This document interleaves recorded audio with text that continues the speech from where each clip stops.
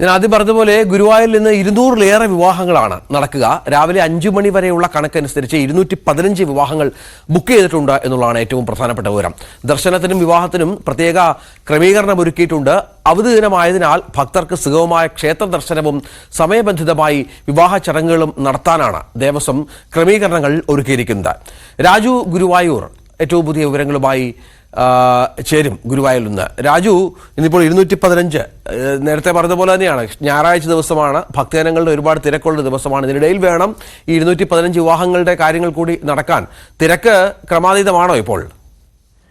Ranjith, very good morning Ranjith. ഇന്ന് പൊതു അവധി ദിവസം കൂടിയായതിനാൽ ഗുരുവായൂരിൽ ഏറെ തിരക്കുള്ള ഒരു ദിവസം കൂടിയാണ്. കൂടാതെ 215 വിവാഹങ്ങളാണ് ഇന്ന് രാവിലെ 5 മണി വരെ ബുക്ക് ചെയ്തിട്ടുള്ളത്. ഇതിൽ പൊതു അവധി ദിവസങ്ങളായതുകൊണ്ട് തന്നെ ക്ഷേത്ര ദർശനത്തിനും വളരെയധികം ഭക്തജനങ്ങൾ എത്താനായിട്ടുള്ള സാധ്യതയുണ്ട്. അതുകൊണ്ട് തന്നെ വിവാഹങ്ങൾ സമയബന്ധിതമായി പൂർത്തിയാക്കാൻ പുലർച്ചെ 5 മണി മുതൽ തന്നെ കല്യാണങ്ങൾ ആരംഭിച്ചു. താലികെട്ടിനായി കൂടുതൽ മണ്ഡപങ്ങൾ സജ്ജമാക്കിയിട്ടുണ്ട്. താലികെട്ട് ചടങ്ങ് നിർവഹിക്കാൻ ക്ഷേത്രം കോയിമ്മമാരെ കൂടുതലായി നിയോഗിച്ചിട്ടുണ്ട്. വരനും വധുവും വിവാഹ സംഘങ്ങൾക്ക് നേരത്തെ തന്നെ എത്തി ക്ഷേത്രം തെക്കേ നടയിലെ കൗണ്ടറിലെത്തി രജിസ്ട്രേഷൻ നടത്തി ടോക്കൺ വാങ്ങി പ്രത്യേകം തയ്യാറാക്കിയ നടപ്പന്തലിൽ വിശ്രമിക്കാം. അത് കഴിഞ്ഞ് ഊഴമാകുമ്പോൾ ടോക്കൺ പ്രകാരം ഇവരെ ക്ഷേത്രം സെക്യൂരിറ്റി വിഭാഗം മേൽപ്പത്തൂർ ഓഡിറ്റോറിയത്തിലേക്കും അവിടെ നിന്ന് കല്യാണ മണ്ഡപത്തിലേക്കും പ്രവേശിപ്പിക്കും. തുടർന്ന് ചടങ്ങ് നടത്താം. വരനും വധുവും കുടുംബാംഗങ്ങളും 4 ഫോട്ടോഗ്രാഫർമാരും ഉൾപ്പെടെ 24 പേർക്ക് മാത്രമായിരിക്കും പ്രവേശനം അനുവദിക്കുന്നത്.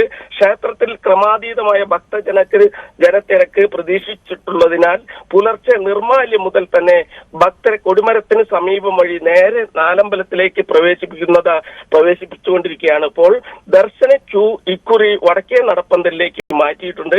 വിവാഹ പാർട്ടികൾ എത്തുന്ന സ്ഥലങ്ങളിൽ വാഹനം പാർക്ക് ചെയ്യുന്നതിന് പ്രത്യേക ക്രമീകരണങ്ങൾ ഉണ്ട് എങ്കിലും വിചിത്രം എന്ന് പറയട്ടെ, ക്ഷേത്രത്തിനകത്ത് വിവാഹത്തിനെത്തുന്ന വരനെയും ഭക്തരെയും നിയന്ത്രിക്കാൻ സംവിധാനം ഒരുക്കിയിട്ടുണ്ടെങ്കിലും തലേന്ന് രാത്രി എത്തുന്ന വിവാഹ സംഘത്തെയും ഭക്തരെയും നിയന്ത്രിക്കാൻ പുറത്ത് ഒരു സംവിധാനവും ഒരുക്കിയിട്ടില്ല എന്നുള്ളതാണ് വസ്തുത. പോലീസോ നഗരസഭയോ ദേവസ്വമോ ഇതിന് തയ്യാറായിട്ടില്ല. ഇന്നലെ രാത്രി കിഴക്കേ നട ആരംഭിക്കുന്ന സ്ഥലത്തെ ദൃശ്യങ്ങളാണ് ഇത് സമയം ഉൾപ്പെടെ രേഖപ്പെടുത്തിയാണ് നമ്മളിപ്പോൾ ഷൂട്ട് ചെയ്തിരിക്കുന്നത്. ഇവിടെ യാതൊരു നിയന്ത്രണങ്ങളും ഇല്ല. ഓട്ടോറിക്ഷകൾ ഈ ഭാഗത്ത് വരാനോ പാർക്ക് ചെയ്യാനോ പാടുള്ളതല്ല. ഇവിടെ ഓട്ടോകൾ വരിയായി പാർക്ക് ചെയ്ത് ഗതാഗതം തടസ്സം സൃഷ്ടിക്കുന്ന ഒരു രാജു, ഒപ്പമാണ് ഈ അനധികൃതമായുള്ള, നേരത്തെ നമ്മൾ ഒരുപാട് തവണ രാജു അടക്കം റിപ്പോർട്ട് ചെയ്തിട്ടുള്ള ഒരു കാര്യമാണ് ഈ കച്ചവടക്കാർ. അവര് ഈ പറഞ്ഞതുപോലെ നിരവധി അനധികൃതമായ കയ്യേറ്റങ്ങളും കച്ചവടങ്ങളും ഒക്കെ ഹൈക്കോടതിയോടെ വിലക്കിയിട്ടുള്ളതാണ്. പക്ഷേ അതവിടെ നടക്കുന്നുണ്ട്. ഈ പറഞ്ഞതുപോലെ കുട്ടികൾക്കും ഭക്തർക്കും ഒക്കെ നടന്നു പോകാൻ പറ്റാത്ത വിധമുള്ള ഗതാഗത കുരുക്കുണ്ട് എന്നാണോ മനസ്സിലാക്കേണ്ടത്? എത്രയോ ലക്ഷം തീർത്ഥാടകർ വന്നു പോകുന്ന ഒരു സ്ഥലത്ത് ഈ സൗകര്യങ്ങൾ പരിമിതമാണ് എന്നുള്ളത് ഈ വലിയ തിരക്കുകൾക്കിടയിൽ ഒരു ആശങ്കയാണ്. തീർച്ചയായും രഞ്ജിത്ത്, ഈ വളരെയധികം ഗതാഗത തടസ്സവും അതേപോലെ തന്നെ ഭക്തർക്ക് സുഖമായി നടന്നു പോകാൻ കഴിയാത്ത വിധത്തിൽ വാഹന ഗതാഗത തടസ്സം നിയന്ത്രിക്കാനുള്ള ഒരു സംവിധാനം ഇവിടെ ഏർപ്പെടുത്തുന്നില്ല എന്നുള്ളത് വളരെ ഖേദകരമായിട്ടുള്ള ഒരു കാര്യമാണ്. കേവലം ഒരു പോലീസുകാരനെ നിർത്തിയാൽ മാത്രം നിയന്ത്രിക്കാവുന്നതേ ഉള്ളൂ. പക്ഷെ പരസ്പരം പഴിചാരി ദേവസ്വവും നഗരസഭയും പോലീസും ചേർന്ന് ഇതിന് കൂട്ടുനിൽക്കുന്ന ഒരു കാഴ്ചയാണ് നമുക്കിപ്പോൾ കാണാൻ കഴിയുന്നത്. ദേവസ്വത്തിന്റെ കിഴക്കേ നട ിലും നടപ്പന്തലിലും അനധികൃതമായ കയ്യേറ്റങ്ങളും കച്ചവടങ്ങളും ഹൈക്കോടതി വരെ വിലക്കിയിട്ടുള്ളതാണ്. വളരെ സുരക്ഷയുള്ള ക്ഷേത്ര നടയിലാണ് ഇത്തരത്തിൽ ഭക്തർക്കും കുട്ടികൾക്കും പ്രായമായവർക്കും പോലും നടക്കാൻ പറ്റാത്ത വിധത്തിൽ ഇത്തരത്തിൽ ഓട്ടോ പാർക്കിങ്ങും അതുപോലെ മറ്റു ഇരുചക്ര വാഹനങ്ങളുടെ പാർക്കിങ്ങും നടത്തി ദുരിതം സൃഷ്ടിക്കുന്നത്. കുറച്ച് നാളുകൾക്ക് മുമ്പ് ഒരു ഭക്തന്റെ കാലിലൂടെ വാഹനം കയറി ഇറങ്ങുന്ന സ്ഥിതി പോലും ഉണ്ടായിട്ടും ഇതിനെതിരെ നടപടിയെടുക്കാൻ അധികൃതർ തയ്യാറാവുന്നില്ല എന്നുള്ളത് വളരെ ഖേദകരമാണ്. അനധികൃത പാർക്കിങ്ങും അതുപോലെ തന്നെ അനധികൃത കച്ചവടങ്ങളും നടത്തി കിഴക്കേ നടപ്പന്തലിലൂടെ ഭക്തർക്കോ പ്രായമായവർക്കോ മറ്റു കുട്ടികൾക്കോ സുഗമമായി നടക്കാൻ പറ്റാത്ത ഒരു സാഹചര്യമാണ് ഇപ്പോൾ നിലവിലുള്ളത്. ഇതിന് എന്തായാലും നിയന്ത്രണം ഏർപ്പെടുത്തിയേ പറ്റൂ. ക്ഷേത്രത്തിനകത്ത് വളരെയധികം നിയന്ത്രണങ്ങൾ ഏർപ്പെടുത്തിയിട്ടുണ്ടെങ്കിലും പുറത്ത് അതിനുള്ള ഒരു സംവിധാനം ഇപ്പോൾ നിലവിൽ ഉണ്ടായിട്ടില്ല. അത് വളരെ ഖേദകരമായിട്ടുള്ള ഒരു കാഴ്ചയാണ്.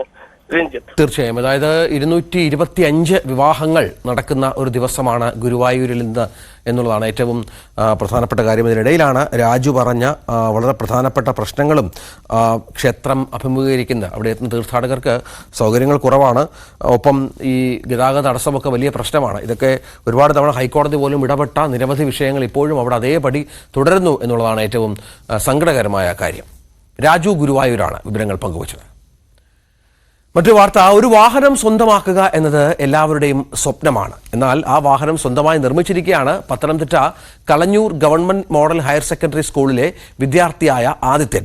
3 പേർക്ക് സഞ്ചരിക്കാവുന്ന തരത്തിൽ സൗരോർജ്ജത്തിലും പെട്രോളിലും ഓടുന്ന വാഹനമാണ് ഈ കൊച്ചുമിടുക്കൻ തയ്യാറാക്കിയത്.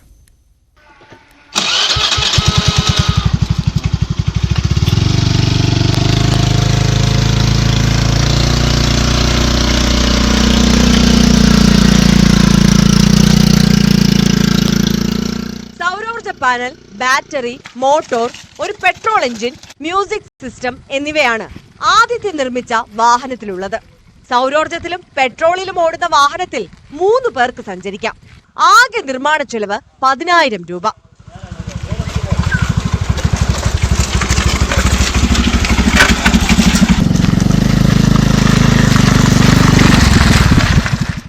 ആദിത്യനും കൂട്ടുകാരും സബ് ജില്ലാ ശാസ്ത്രമേളയ്ക്ക് പങ്കെടുത്തപ്പോൾ കണ്ട കാറിന്റെ മോഡലാണ് ഇങ്ങനെ ഒരു വാഹനം നിർമ്മിക്കാനുള്ള ആശയത്തിലേക്ക് എത്തിച്ചത്.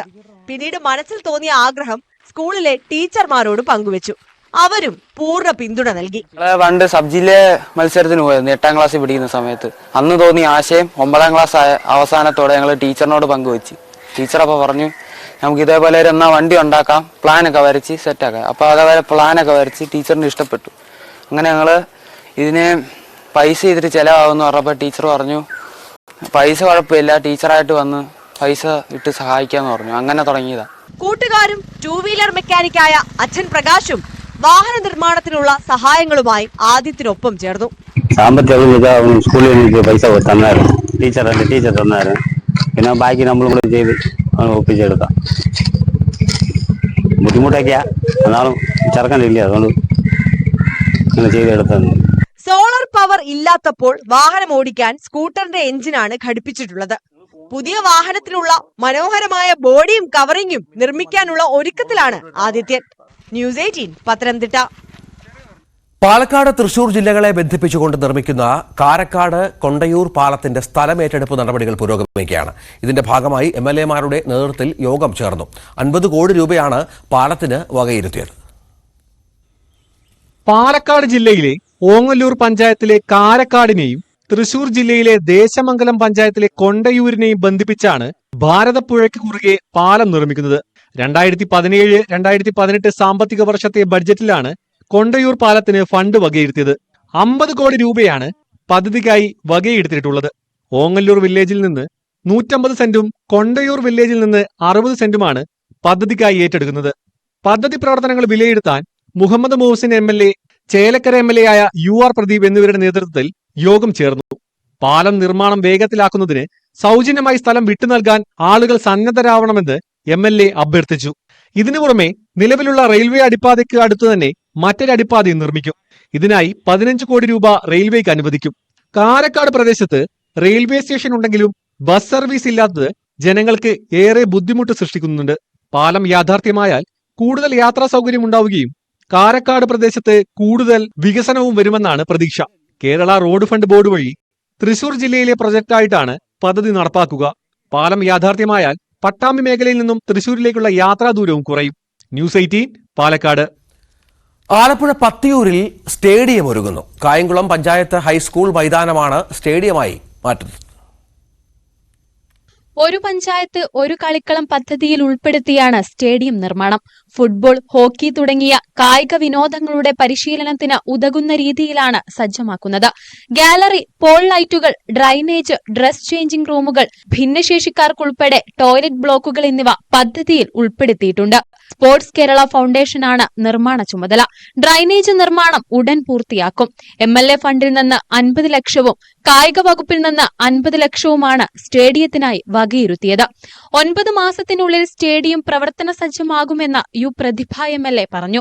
ഒരു പഞ്ചായത്തിൽ ഒരു കളിക്കളം എന്ന സ്കീമിൽ ഉൾപ്പെടുത്തി 50 ലക്ഷം രൂപ കായിക വകുപ്പും 50 ലക്ഷം രൂപ MLA ഫണ്ട് ഉൾപ്പെടുത്തി 1 കോടി രൂപയുടെ പഞ്ചായത്ത് ഗ്രൗണ്ടിലെ നിർമ്മാണ പ്രവർത്തനങ്ങളാണ് ഇപ്പോൾ നടന്നുകൊണ്ടിരിക്കുന്നത്. ശരിക്കും ഒരു ഫുട്ബോൾ കോർട്ടും അതുപോലെ തന്നെ ലോങ് ജമ്പ് പിറ്റും ഒക്കെയായി മനോഹരമായ രൂപത്തിൽ ഡ്രസ് ചേഞ്ചിങ് സെൻറ്ററും ഒക്കെയായി ബൗണ്ടറി വാൾ ഉണ്ടാവും, ലൈറ്റ്സ് ഉണ്ടാവും. അങ്ങനെ ആ കിട്ടിയ സ്ഥലത്ത് മനോഹരമായിട്ടാണ് പ്ലാൻ ചെയ്തിരിക്കുന്നത്. നിർമ്മാണം പൂർത്തീകരിക്കുന്നതോടെ പത്തിയൂർ പഞ്ചായത്തിലെ കായിക പ്രേമികളുടെ വർഷങ്ങളായുള്ള സ്വപ്നമാണ് യാഥാർത്ഥ്യമാകുക. ന്യൂസ് 18 കായംകുളം. പടയപ്പ എപ്പോഴും വാർത്തകൾ നിറഞ്ഞു നിൽക്കുന്ന ആനയാണ്. പടയപ്പയുടെ ഏറ്റവും പുതിയ വിശേഷം ഈ പടയപ്പ മതപ്പാടിലാണ് എന്നുള്ളതാണ്. ഇതോടെ ആനയെ നിരീക്ഷിക്കാനായി വനം വകുപ്പ് വാച്ചർമാരടങ്ങുന്ന പ്രത്യേക സംഘത്തെയും നിയോഗിച്ചിട്ടുണ്ട്. കഴിഞ്ഞ വർഷം മതപ്പാട് കാലത്ത് പടയപ്പ അക്രമാസക്തനാവുകയും ഇരുചക്ര വാഹനങ്ങളടക്കം നശിപ്പിക്കുകയും ചെയ്തിരുന്നു. അതിനാൽ ജാഗ്രതയോടെയാണ് ഇത്തവണ വനം വകുപ്പ് പടയപ്പയെ നിരീക്ഷിക്കുന്നത്. മൂന്നാറിലും പരിസര പ്രദേശങ്ങളിലും പതിവ് സാന്നിധ്യമായ കാട്ടുകൊമ്പൻ പടയപ്പയ്ക്ക് മതപ്പാട് കണ്ടെന്ന് വനംവകുപ്പ് ഉദ്യോഗസ്ഥർ സ്ഥിരീകരിച്ചു. ഇടത് ചെവിയുടെ ഭാഗത്തായാണ് മതപ്പാട് കണ്ടെത്തിയത്. കഴിഞ്ഞ ഒരു 3 ദിവസം കൊണ്ട് നമ്മൾ പടയപ്പയെ നടന്ന ആനയെ സൂക്ഷ്മമായി നിരീക്ഷിച്ചു വരികയായിരുന്നു. അപ്പൊ അതിൽ നിന്ന് മനസ്സിലായത് അത് മസ്തിലേക്ക് കടന്നിട്ടുള്ളതാണ്. അപ്പം അതിനെപ്പറ്റി ജനങ്ങളെ അറിയിക്കേണ്ട ഒരു സാഹചര്യം ഉണ്ട്. അതുപോലെ നമ്മുടെ ഈ അതിന്റെ നിരീക്ഷണം കൂടുതൽ ശക്തിപ്പെടുത്തേണ്ടതുണ്ട്. അപ്പോൾ നമ്മൾ 2 വാച്ചർമാരെ പൂർണ്ണസമയം ഈ ആനയെ നിരീക്ഷിക്കുന്നതിന് വേണ്ടി ഇപ്പം നിയോഗിച്ചിരിക്കുകയാണ്. കഴിഞ്ഞ വർഷം ഫെബ്രുവരി പകുതിയോടെയാണ് പടയപ്പയിൽ മതപ്പാട് കണ്ടെത്തിയത്. മുൻ വർഷങ്ങളിൽ ശാന്ത സ്വഭാവക്കാരനായിരുന്ന പടയപ്പയെ ഇപ്പോൾ ആക്രമണ സ്വഭാവം പുറത്തെടുക്കുന്ന സ്ഥിതിയുണ്ട്. കഴിഞ്ഞ വർഷത്തെ മതപ്പാട് കാലത്ത് പടയപ്പ ആക്രമണം നടത്തിയിരുന്നു. ഉൾവനത്തിലേക്ക് പിൻവാങ്ങാതെ ജനവാസ മേഖലയിലൂടെ തന്നെയാണ് കഴിഞ്ഞ കുറെ നാളുകളായി പടയപ്പയുടെ സഞ്ചാരം. ന്യൂസ് 18 ഇടുക്കി. കൈവരികൾ തകർന്ന പാലത്തിലൂടെ ജീവൻ പണയം വെച്ച് യാത്ര ചെയ്യുകയാണ് കൊല്ലം വാളക്കോട് നിവാസികൾ. കൊല്ലം തിരുമംഗലം ദേശീയപാതയിലാണ് അപകടക്കെണിയായ ഈ റോഡ്. പതിറ്റാണ്ടുകൾ പഴക്കമുള്ളതാണ് പുനലൂർ ചെങ്കോട്ട റെയിൽപാത. കേരളവും തമിഴ്നാടുമായുള്ള വാണിജ്യബന്ധം സുഗമമാക്കാൻ ഇവിടെ മേൽപ്പാലവും നിർമ്മിച്ചിരുന്നു. 6 അടി വീതിയിലാണ് പാലം. എന്നാൽ ഈ പാലം ഇപ്പോൾ നാട്ടുകാരുടെ ഉറക്കം കെടുത്തുകയാണ്. കൈവരി പൂർണ്ണമായി തകർന്നിട്ടുണ്ട്.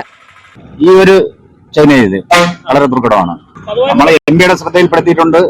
ഈ ഓപ്പണിംഗിന് തന്നെ വന്നപ്പോൾ MPയും MLA ഉണ്ടായിരുന്നു. എല്ലായിടത്തും ഈ കാര്യങ്ങൾ ഇതിന്റെ ഓണർ തന്നെ പറഞ്ഞത്. പക്ഷേ ഈ സ്കൂളിലൊക്കെ വിട്ട് പോകുമ്പോൾ കുട്ടികളൊക്കെ പോകുമ്പോൾ ഭയങ്കര ദുർഘടമാണിത്. കാണുമ്പോൾ തന്നെ നമുക്ക് വിഷമം തോന്നും. 4 മണിക്ക് വൈകിട്ട് 4 മണിക്ക് ഇതൊക്കെയാണ് വളരെ ദുർഘടമാണ്. ഇത് വളരെ അടിയന്തരമായിട്ട് മാറ്റണം. റെയിൽവേ പാലം പണിഞ്ഞിട്ടിട്ടുണ്ട്. ഇതിനൊന്ന് വീതി കൂട്ടിയാൽ മതി. വർഷങ്ങൾക്ക് മുൻപേ വാളക്കോട് മേൽപ്പാലത്തിൽ അമിതഭാരം കയറ്റിയ ചരക്ക് വാഹനങ്ങൾക്ക് വിലക്ക് ഏർപ്പെടുത്തിയിരുന്നു. പുനലൂരിലെത്തേണ്ട വാഹനങ്ങൾ തെന്മല, കുളത്തൂപ്പുഴ, അഞ്ചൽ വഴി വേണം പോകാൻ. സുരക്ഷാ ബോർഡുകളും ഇതിനായി സ്ഥാപിച്ചു. എന്നാൽ ഇതൊന്നും നടപ്പായില്ല. വലിയ വാഹനങ്ങളടക്കം ഇപ്പോഴും ഇതുവഴി തലങ്ങും വിലങ്ങും പോകുന്നുണ്ട്. കൈവരി തകർന്ന പാലത്തിലൂടെ കുട്ടികളടക്കം സഞ്ചരിക്കുന്നുണ്ട്. പാലത്തിൽ രൂപപ്പെട്ട വലിയ കുഴികളും ഗതാഗത കുരുക്കിന് ഇടയാക്കുന്നു.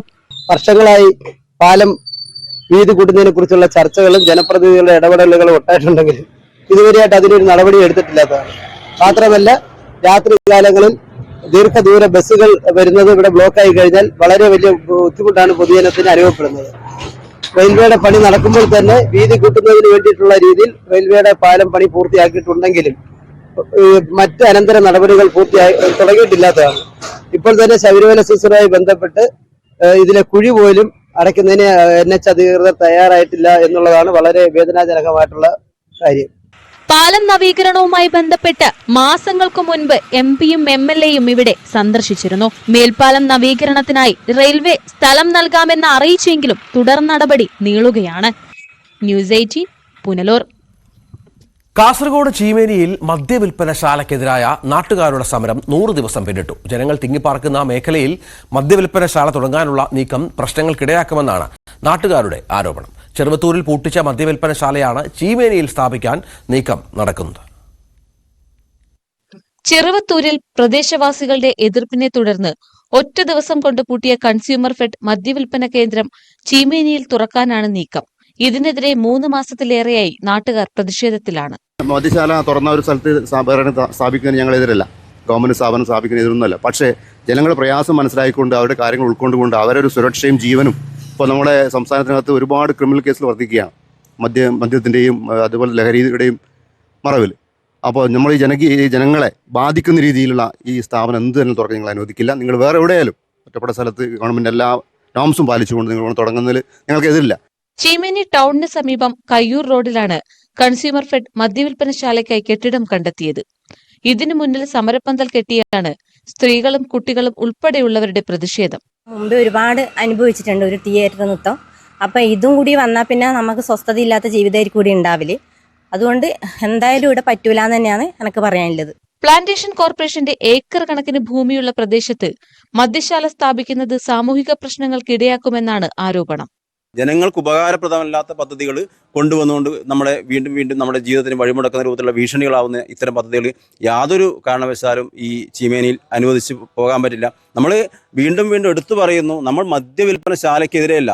കാരണം ഇത്തരത്തിൽ ജനങ്ങൾക്ക് ബുദ്ധിമുട്ടില്ലാത്ത ഏതെങ്കിലും ഭാഗങ്ങളിൽ ഇത് സ്ഥാപിക്കുന്നതിന് നമ്മൾ എതിരല്ല. നിരവധി കുടുംബങ്ങൾ താമസിക്കുന്ന മേഖലയിൽ ആരാധനാലയങ്ങളും വിദ്യാഭ്യാസ സ്ഥാപനങ്ങളും പ്രവർത്തിക്കുന്നുണ്ട്. അധികൃതർക്ക് പരാതി നൽകിയിട്ടും നടപടി ഉണ്ടാകുന്നില്ലെന്നാണ് നാട്ടുകാർ പറയുന്നത്. ന്യൂസ് 18 കാസർഗോഡ്. വിനോദസഞ്ചാര കേന്ദ്രമായ വർക്കല പാപനാശം തീരത്ത് വെളിച്ചമില്ലാതായിട്ട് കാലങ്ങളായി. ഇതോടെ തീരവും ക്ലിഫും കാണാനെത്തുന്ന സഞ്ചാരികളുടെ സുരക്ഷ വലിയ ആശങ്കയിലാണ്. ദിവസവും വിദേശികളടക്കം ആയിരങ്ങൾ എത്തുന്ന ഇടം. പാപനാശം തീരവും പ്രകൃതി മനോഹരമായ കുന്നുകളും കാണാൻ എത്തുന്നവർക്ക് പക്ഷേ സന്ധ്യയായാൽ സ്ഥിതി മാറും. ടൂറിസം വകുപ്പ് ലക്ഷങ്ങൾ മുടക്കി സ്ഥാപിച്ച തെരുവ് വിളക്കുകൾ കത്താതായിട്ട് മാസങ്ങളായി. ക്ലിഫ് മുതൽ തിരുവമ്പാടി വരെയുള്ള നടപ്പാതയിലെ ലൈറ്റുകളും നശിച്ചു. ഇതോടെ സഞ്ചാരികളുടെ സുരക്ഷയും ആശങ്കയിലാണ്. 11 മണിക്ക് ശേഷം റിസോർട്ടുകളിൽ ലൈറ്റ് അണഞ്ഞു കഴിഞ്ഞാൽ പിന്നെ അതിലെ പോകുന്ന സഞ്ചാരികൾക്ക് പോകാൻ വലിയ പാടാണ്. അതിനൊക്കെ താഴെ കുഴിയും കൂടിയാണ്. അപ്പോൾ അതുകൊണ്ട് എത്രയും പെട്ടെന്ന് തന്നെ ഈ ലൈറ്റിൻ്റെ ഉള്ള കാര്യങ്ങൾ ടൂറിസ്റ്റ് ഡിപ്പാർട്ട്മെന്റ് ചെയ്യണമെന്നാണ് പറയാനുള്ളത്. അതുപോലെ തന്നെയാണ് ക്യാമറകൾ. പോലീസിന്റെ ഭാഗത്തുനിന്ന് ക്യാമറ സ്ഥാപിച്ചിട്ടുണ്ടോ? ഈ ക്യാമറകളൊന്നും അവിടെ പ്രവർത്തനമല്ല. കടകളിലെ ലൈറ്റ് അണഞ്ഞാൽ പിന്നെ പറയണ്ട. സഞ്ചാരികൾ തപ്പിത്തടഞ്ഞു വേണം സഞ്ചരിക്കാൻ. സുരക്ഷയ്ക്കായി സ്ഥാപിച്ച ക്യാമറകളും പ്രവർത്തിക്കുന്നില്ല. ഈ സാഹചര്യമെല്ലാം മുതലെടുത്ത് സെപ്റ്റിക് മാലിന്യം അടക്കമുള്ളവ കുന്നിൽ നിന്നും തീരത്തേക്ക് ഒഴുക്കുന്നതായും ആരോപണമുണ്ട്. പലവട്ടം പരാതി നൽകിയിട്ടും നടപടി മാത്രമില്ല. ന്യൂസ് 18 വർക്കല. തിരുവനന്തപുരം ജില്ലയിലെ രണ്ടാമത്തെ KSRTCയുടെ ഡ്രൈവിംഗ് സ്കൂൾ കാട്ടാക്കടയിൽ അടുത്ത മാസം പ്രവർത്തനം ആരംഭിക്കും. ഡിപ്പോ വളപ്പിലാകും സ്കൂൾ പ്രവർത്തിക്കുക. CMD പ്രമോജ് ശങ്കറിന്റെ നേതൃത്വത്തിലുള്ള ഉദ്യോഗസ്ഥ സംഘം ഡിപ്പോയിലെത്തി സ്ഥല സൗകര്യങ്ങൾ പരിശോധിച്ച ശേഷമാണ് ഡ്രൈവിംഗ് സ്കൂൾ തുടങ്ങാൻ തീരുമാനം എടുത്തത്. 5 ഏക്കർ വിസ്തൃതിയുള്ള ഡിപ്പോയിൽ നിന്നും കൂടുതൽ ബസ് സർവീസുകൾ ആരംഭിക്കാനും ഡിപ്പോയിലെ സ്ഥലം പരമാവധി വികസന കാര്യങ്ങൾക്ക് വിനിയോഗിക്കാനും IB സതീഷ് MLA മന്ത്രി ഗണേഷ് കുമാറുമായി നടത്തിയ കൂടിക്കാഴ്ചയിൽ ധാരണയായി. സീവേജ് പ്ലാന്റ് സ്ഥാപിക്കുന്നതുൾപ്പെടെ കാട്ടാക്കട പഞ്ചായത്ത് നൽകിയ വിവിധ പദ്ധതികൾക്ക് ഉടൻ അംഗീകാരം നൽകുമെന്ന് മന്ത്രി ഉറപ്പു നൽകിയതായി MLA അറിയിച്ചു. ഡിപ്പോയുടെ ഭാവി വികസനം മുന്നിൽ കണ്ട് പദ്ധതി തയ്യാറാക്കാൻ MLAയുടെയും CMDയുടെയും സാന്നിധ്യത്തിൽ ചേർന്ന ഉന്നത ഉദ്യോഗസ്ഥരുടെ യോഗം തീരുമാനിച്ചു. വിശദമായ പദ്ധതി തയ്യാറാക്കാൻ എഞ്ചിനീയറിംഗ് വിഭാഗത്തെയും ചുമതലപ്പെടുത്തി. ന്യൂസ് 18 തിരുവനന്തപുരം. പാതി വിലയിൽ സ്കൂട്ടർ നൽകാമെന്ന് വാഗ്ദാനം ചെയ്ത് തട്ടിപ്പ് നടത്തിയ അനന്തു കൃഷ്ണനെതിരെ കൂടുതൽ പരാതി. ഇടുക്കിയിലെ നെടുങ്കണ്ടം, കമ്പംമേട്ട്, ഉടുമ്പൻചോല സ്റ്റേഷനുകളിൽ നിരവധി സ്ത്രീകളാണ് പരാതി നൽകിയത്. സീഡ് എന്ന പേരിൽ വിവിധ മേഖലകളിൽ സൊസൈറ്റികൾ രൂപീകരിച്ച് കോടികളുടെ തട്ടിപ്പാണ് അനന്തു കൃഷ്ണൻ നടത്തിയത്. സീഡ് സൊസൈറ്റിയുടെ അമരക്കാരനായ തൊടുപുഴ കുടയത്തൂർ സ്വദേശി അനന്തു കൃഷ്ണനെ കഴിഞ്ഞ ദിവസം മൂവാറ്റുപുഴ പോലീസ് അറസ്റ്റ് ചെയ്തിരുന്നു. ഇതോടെയാണ് ഇടുക്കിയിലെ വിവിധ സ്റ്റേഷനുകളിൽ പരാതിയുമായി പണം നിക്ഷേപിച്ചവർ എത്തിയത്. ഏതാണ്ട് 2 മാസം മുമ്പ് മൊടൂര് 27 പേരുടെ പൈസ ഇവര് തിരിച്ചു കൊടുത്തിട്ടുണ്ട്. അന്ന് മൂവാറ്റുപുഴ പോലീസ് സ്റ്റേഷനായിട്ട് ബന്ധപ്പെട്ട പരാതിയുടെ പുറത്താണ് ആ പൈസ തിരിച്ചു കൊടുത്തിട്ടുള്ളത്. അപ്പൊ അന്ന് ഈ മൂവാറ്റുപുഴ പോലീസ് സ്റ്റേഷനിലെ ആരെങ്കിലും ഈ കമ്പനി ഫ്രോഡാണെന്നുള്ളൊരു വിവരം ആരെങ്കിലും പൊതുജനങ്ങളെ ആരെങ്കിലും അറിയിക്കുകയാണെങ്കിൽ ഇതുവരെ ബാക്കി അത് കഴിഞ്ഞിട്ട് കൊടുത്ത ആളുകളുടെ പൈസ ആണെങ്കിലും നഷ്ടപ്പെടാതെ സംരക്ഷിക്കാമായിരുന്നു. ഇപ്പോഴും കൊടുത്തോണ്ടിരിക്കുന്നുണ്ട്. ഇപ്പോഴും ലാപ്ടോപ്പിനും മറ്റേ ഗൃഹോപകരണങ്ങൾക്കും ഒക്കെ ആയിട്ട് പകുതി പൈസ അവിടെ അടച്ച് ആളുകൾ വെയിറ്റ് ചെയ്ത് നിൽക്കുന്നുണ്ട്. വിവിധ കമ്പനികളുടെ CSR ഫണ്ട് ഉപയോഗിച്ച് സാമൂഹിക ഉന്നമനം ലക്ഷ്യം വെച്ച് പദ്ധതികൾ നടപ്പിലാക്കുന്നു എന്നതായിരുന്നു സീഡ് സൊസൈറ്റിയുടെ പ്രചരണം. കേരളത്തിലെ വിവിധ ബ്ലോക്കുകൾ കേന്ദ്രീകരിച്ച് സൊസൈറ്റികൾ രൂപീകരിച്ചായിരുന്നു സാധാരണക്കാരെ ആകർഷിച്ചത്. ആദ്യഘട്ടത്തിൽ വളങ്ങളും കൃഷി ഉപകരണങ്ങളും അടക്കമുള്ളവ വിതരണം ചെയ്തു. വിതരണോദ്ഘാടനം ജനപ്രതിനിധികളാണ് നിർവഹിച്ചത്. ജനപ്രതിനിധികളും ആശാ വർക്കർമാരും ഉൾപ്പെടെയുള്ളവർ പ്രൊമോട്ടർമാരായും എത്തിയതോടെ കൂടുതൽ ആളുകൾ പണം നിക്ഷേപിച്ചു. MLA ഒന്ന് അഡ്രസ് ചെയ്തപ്പോൾ ഞങ്ങൾ വിചാരിച്ചു ഇതിന്റെ ക്രെഡിബിലിറ്റി അത്ര ഉണ്ടാകുന്ന വിചാരിച്ചു. ഒന്നും ഉണ്ടായില്ല. പക്ഷെ ഇപ്പോഴാണ് അറിയുന്നത് എങ്ങനെയൊക്കെയാ തട്ടിപ്പെന്ന് അറിയുന്നത്. പോലീസ് പറഞ്ഞിരിക്കുന്നത് അയാള് പാപ്പരാണ്, അയാളുടെ കയ്യിലൊന്നുമില്ല. അയാൾ 700 കോടിയുടെ ഏകദേശം തട്ടിപ്പ് നടത്തിയിട്ടുണ്ട്. 27 വയസ്സുള്ളൂ അയാൾക്ക്. ഇടുക്കിയിലെ വിവിധ സ്റ്റേഷനുകളിലായി നിലവിൽ 500ഓളം പരാതികൾ ലഭിച്ചതായാണ് വിവരം. ലഭ്യമായ പരാതികൾ പ്രകാരം 3 കോടിയോളം രൂപയാണ് തട്ടിച്ചത്. 60,000 രൂപ വരെയാണ് സ്ത്രീകളുടെ പക്കൽ നിന്നും വാങ്ങിയത്. കേരളത്തിന്റെ വിവിധ ഭാഗങ്ങളിലായി 62 സീഡ് സൊസൈറ്റികൾ രൂപീകരിച്ചായിരുന്നു തട്ടിപ്പ്. ഏറ്റവും അധികം ആളുകൾ പണം നിക്ഷേപിച്ചത് ഇടുക്കിയിലാണ് എന്നാണ് സൂചന. അതേസമയം പണം നൽകിയവർക്കെല്ലാം ഉടൻ സ്കൂട്ടി നൽകുമെന്നാണ് തങ്ങൾക്ക് ലഭിച്ച വിവരമെന്ന് പ്രൊമോട്ടർമാർ പറയുന്നു. വാഗ്ദാനം ചെയ്ത സ്കൂട്ടിയും മറ്റുപകരണങ്ങളും ലഭ്യമായില്ല എങ്കിലും നിക്ഷേപിച്ച പണമെങ്കിലും ലഭിക്കുമോ എന്നാണ് ജനപ്രതിനിധികളെ അടക്കം വിശ്വസിച്ച് പണം നിക്ഷേപിച്ച സാധാരണക്കാർ ചോദിക്കുന്നത്. ന്യൂസ് 18 ഇടുക്കി. ഉടമ റിമാൻഡിലാണെങ്കിലും അമ്മിണിക്കുട്ടി അനാഥയായില്ല. ആടുജീവിതമായി പോകേണ്ട അമ്മിണിക്കുട്ടിക്കിപ്പോൾ അടിപൊളി ലൈഫാണ്. സുരക്ഷിത കരങ്ങളിലാണ് അമ്മിണിക്കുട്ടിയുടെ കാവലും കരുതലും.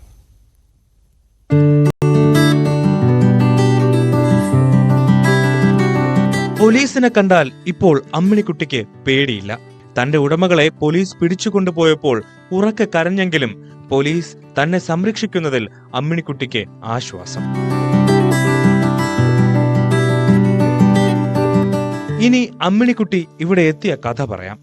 ദിവസങ്ങൾക്ക് മുമ്പ് ചിതറ കല്ലുവെട്ടാംകുഴിയിൽ അനധികൃത ഗ്യാസ് വിപണന കേന്ദ്രത്തിൽ പോലീസ് പരിശോധന നടത്തിയിരുന്നു. വീട് വാടകയ്ക്കെടുത്തായിരുന്നു സംഘത്തിന്റെ പ്രവർത്തനം. നാട്ടുകാർക്ക് സംശയം തോന്നാതിരിക്കാൻ വളർത്തുമൃഗങ്ങളെയും ഇവർ വീട്ടിൽ പാർപ്പിച്ചു. പ്രതികളെ കസ്റ്റഡിയിലെടുത്തതോടെ ഇവർ ഒറ്റയ്ക്കായി. നായയെയും പൂച്ചയെയും ഒക്കെ മൃഗസംരക്ഷണ പ്രവർത്തകർ ഏറ്റെടുത്തു. പക്ഷേ ആട് ഒറ്റയ്ക്കായി. ഇതോടെ പോലീസുകാർ അമ്മിണിയെ സ്റ്റേഷനിലേക്ക് കൂട്ടുകയായിരുന്നു. അങ്ങനെ അമ്മിണി എന്ന പേരും നൽകി. മൃഗസ്നേഹികളായിട്ടുള്ള ആൾക്കാരൊക്കെ വന്ന് ആടല്ല പട്ടിയെയും പൂച്ചയൊക്കെ കൊണ്ടുപോയി. അപ്പം ആടിനെ കൊണ്ടുപോകാൻ ആരും ഇല്ലാത്തതുകൊണ്ട് ഞങ്ങൾ സ്റ്റേഷനിൽ കൊണ്ടുവരികയും ഇവിടെ നമ്മൾ സംരക്ഷിക്കുകയും ചെയ്തുകൊണ്ടിരിക്കുകയാണ്. ഇപ്പോൾ അമ്മിണിക്ക് വെള്ളവും ആഹാരവും എല്ലാം നൽകുന്നത് ഇവിടത്തെ പോലീസുകാർ തന്നെ. റിമാൻഡ് കാലാവധി കഴിഞ്ഞ് ഉടമകൾ ഇറങ്ങും വരെ അമ്മിണി ചിതറ പോലീസ് സ്റ്റേഷനിൽ ഉണ്ടാകും. News 18 Kottarakkara. EV Krishnapillai foundation Adoor media ക്ലബിന്റെ നേതൃത്വത്തിൽ അടൂർ ദേശപ്പെരുമ പുരസ്കാര സമർപ്പണവും കലാസാരഥി കലാപഠന കേന്ദ്രത്തിന്റെ ഉദ്ഘാടനവും നടന്നു. കൃഷിമന്ത്രി P. പ്രസാദ് ഉദ്ഘാടനം ചെയ്തു. വ്യത്യസ്ത രംഗങ്ങളിൽ മികവ് തെളിയിച്ച വ്യക്തികൾക്കും സംഘടനകൾക്കുമുള്ള പുരസ്കാരവും മന്ത്രി വിതരണം ചെയ്തു. കലാസാരഥി കലാപഠന കേന്ദ്രത്തിന്റെ ഉദ്ഘാടനം ഡെപ്യൂട്ടി സ്പീക്കർ ചിറ്റയം ഗോപകുമാർ നിർവഹിച്ചു. Media club president Anwar Sadath അധ്യക്ഷത വഹിച്ചു.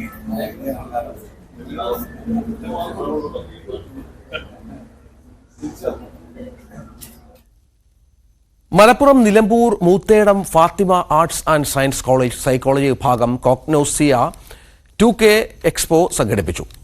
കുട്ടികൾക്കും പൊതുസമൂഹത്തിനും മനഃശാസ്ത്ര അവബോധം വളർത്തുക, മാനസിക സമ്മർദ്ദം കുറയ്ക്കുക, മാനസിക ആരോഗ്യം സംരക്ഷിക്കുക തുടങ്ങിയ ലക്ഷ്യങ്ങൾ വെച്ചാണ് എക്സ്പോ സംഘടിപ്പിച്ചത്. Malappuram diet principal doctor Babu Varghese ഉദ്ഘാടനം ചെയ്തു.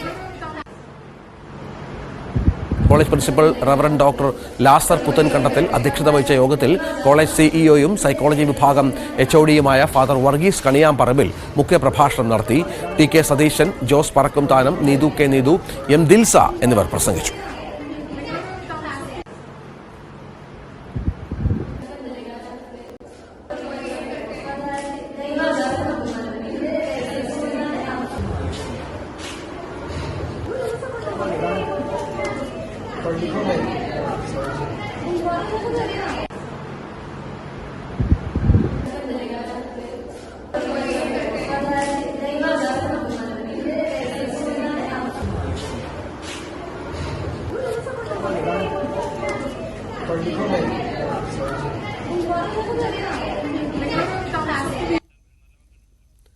നമുക്കിനി നല്ല വാക്ക് കാണാം.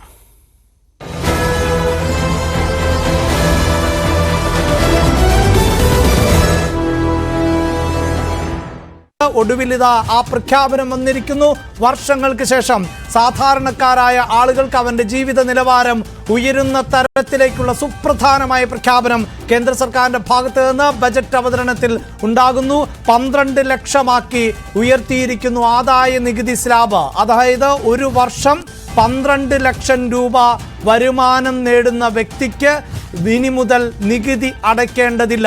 കണക്കാക്കുമ്പോൾ മാസം 1 ലക്ഷം രൂപ ശമ്പളം ലഭിക്കുന്ന വ്യക്തിക്ക് ഇനി മുതൽ നികുതി അടയ്ക്കേണ്ടതില്ല എന്ന വലിയ പ്രഖ്യാപനം ആണ് ഇപ്പോൾ ഉണ്ടായിട്ടുള്ളത്. കേന്ദ്ര സർക്കാരിനെ സംബന്ധിച്ചിടത്തോളം ഏറ്റവും പ്രധാനപ്പെട്ട വരുമാന സ്രോതസ്സുകളിൽ ഒന്നായിരുന്നു വ്യക്തിഗത ടാക്സ് എന്നത്. വ്യക്തിഗത പരിധി ആണ് ഇപ്പോൾ അത് 7 ലക്ഷത്തിൽ നിന്ന് 12 ലക്ഷമാക്കി. ഒരു പക്ഷേ സാമ്പത്തിക നിരീക്ഷകർ ഒന്നടങ്കം വിലയിരുത്തിയിരുന്നത് 10 ലക്ഷം രൂപ വരെ ഉയർന്നേക്കാം, അതിനപ്പുറത്തേക്ക് കടക്കില്ല എന്ന് പൊതുവെ നിരീക്ഷിക്കപ്പെട്ടിരുന്നു. അതാണിപ്പോൾ ഞെട്ടിക്കുന്ന പ്രഖ്യാപനം എന്ന് തന്നെ പറയാം. 12 ലക്ഷം രൂപ വരെ 12 ലക്ഷം രൂപ വരെ വാർഷിക വരുമാനം ഉള്ള വ്യക്തികൾക്ക് ഇനി നികുതി അടയ്ക്കേണ്ട സൊസൈറ്റി ലിമിറ്റഡ്.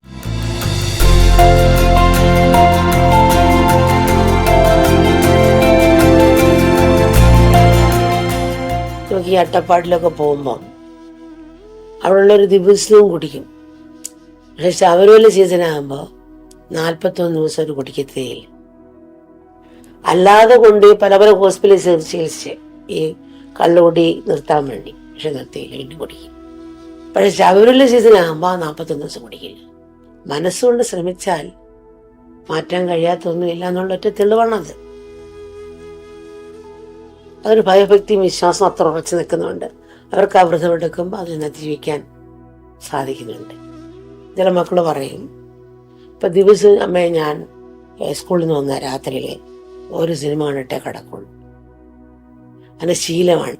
പക്ഷെ പരീക്ഷ എടുക്കുമ്പം എനിക്ക് പരീക്ഷ ജയിക്കണം, അല്ല ഫസ്റ്റ് ക്ലാസ് മേടിക്കണം, റാങ്ക് മേടിക്കണം, ആ ലക്ഷ്യം വരുമ്പം ഇതിനോട് വിരക്തി വന്നുള്ളൂ. ലക്ഷ്യമാണ് ശരിക്ക് മാർഗത്തിലേക്കുള്ള വൃത്തിയെ കൊണ്ടുവരുന്നത്. സഹജീവിയുള്ള കാരണം നമ്മൾ പ്രത്യേകിച്ച് വളർത്തിയെടുക്കേണ്ട ഒരു ഗുണമാണ്. നമ്മുടെ ഉള്ളിലെ സ്നേഹത്തെ ഉണർത്താനും ഉദ്ധരിക്കാനും അത്തരം പ്രവൃത്തികൾ നമ്മളെ സഹായിക്കും. എല്ലാ പ്രതിബന്ധങ്ങളെയും ജയിക്കുന്ന ശക്തിയും വീര്യവും നന്മയും ഓരോ മനുഷ്യൻ്റെയും ഉള്ളിലുണ്ട്. അതിനെയാണ് നമ്മൾ ഉണർത്താൻ ശ്രമിക്കേണ്ടത്. ജർമ്മനിൽ ദർശനം വന്ന ഒരു മോൾ അമ്മയടുത്ത് നടന്നൊരു സംഭവം അമ്മയോട് പറഞ്ഞു. അതമ്മ ഓർക്കുകയാണ്. ദർശനം വന്ന മോളെ 2ാം ക്ലാസ് കുട്ടികളെ പഠിപ്പിക്കുന്ന ടീച്ചറാണ്. മറ്റു രാജ്യത്തു നിന്ന് അഭയാർത്ഥി കുട്ടികളും ഈ ക്ലാസ്സിലുണ്ടായിരുന്നു. പിന്നെ സംഖ്യകളെ കുറിച്ചായിരുന്നു ആ ടീച്ചർ കുട്ടികൾക്ക് ക്ലാസ് എടുത്തിരുന്നത്. അരയെന്നാൽ എന്തെന്നും കാലെന്നാൽ എന്തെന്നും കുട്ടികൾക്ക് ടീച്ചർ പറഞ്ഞു കൊടുക്കുകയാണ്. അപ്പോൾ ടീച്ചർ കുട്ടികളോട് ചോദിച്ച്, ഞാൻ നിങ്ങൾക്ക് ചോക്ലേറ്റ് തരുന്നിരിക്കട്ടെ, ഒരു ചോക്ലേറ്റിൻ്റെ അരഭാഗമാണോ കാൽഭാഗമാണോ നിങ്ങൾക്ക് വേണ്ടത്? കൂടുതൽ കുട്ടികൾ പറഞ്ഞ് കാൽഭാഗം. ടീച്ചർ വിചാരിച്ച് അരയാണ് കാലിനേക്കാൾ വലുതെന്ന് കുട്ടികൾക്ക് മനസ്സിലായില്ലായിരിക്കും. അതുകൊണ്ട് കുട്ടികൾക്ക് ഒന്നുകൂടെ പഠിപ്പിച്ചു കൊടുക്കാം. എന്നിട്ട് പഠിപ്പിച്ചു കൊടുക്കുന്ന എന്തുകൊണ്ടാണ് നിങ്ങൾക്ക് കാൽഭാഗം ചോക്ലേറ്റ് മതിയെന്ന് പറഞ്ഞത്. അപ്പോൾ കുട്ടികൾ തിരിച്ചു പറഞ്ഞത്, അതേ ടീച്ചറെ, ഞങ്ങൾ കാൽഭാഗം എടുത്താൽ ഒന്നും കിട്ടാത്ത കുട്ടികൾക്ക് കിട്ടുമല്ലോ എന്ന് വിചാരിച്ചാണ് അങ്ങനെ പറഞ്ഞത്. കുട്ടികളുടെ മറുപടി കേട്ടപ്പോൾ നമ്മുടെ ദർശനം വന്ന നമ്മൾ സംസാരിക്കുമ്പോൾ തന്നെ നമ്മുടെ കണ്ണറിയുന്നുണ്ട്. അപ്പോൾ ആ കുട്ടികളുടെ മനസ്സോർക്കുക, നല്ല ഭക്ഷണം വയറുനിറ കഴിക്കാൻ കിട്ടാത്ത കുട്ടികളാണ്. എന്നിട്ട് ആ കുട്ടികൾ മറ്റു കുട്ടികൾക്ക് കൊടുക്കുന്നതിനെ കുറിച്ചാണ് ചിന്തിച്ചത്. മുതിർന്നവരായ നമ്മളിൽ എത്ര പേർക്ക് ഇങ്ങനെ ചിന്തിക്കാൻ കഴിയും?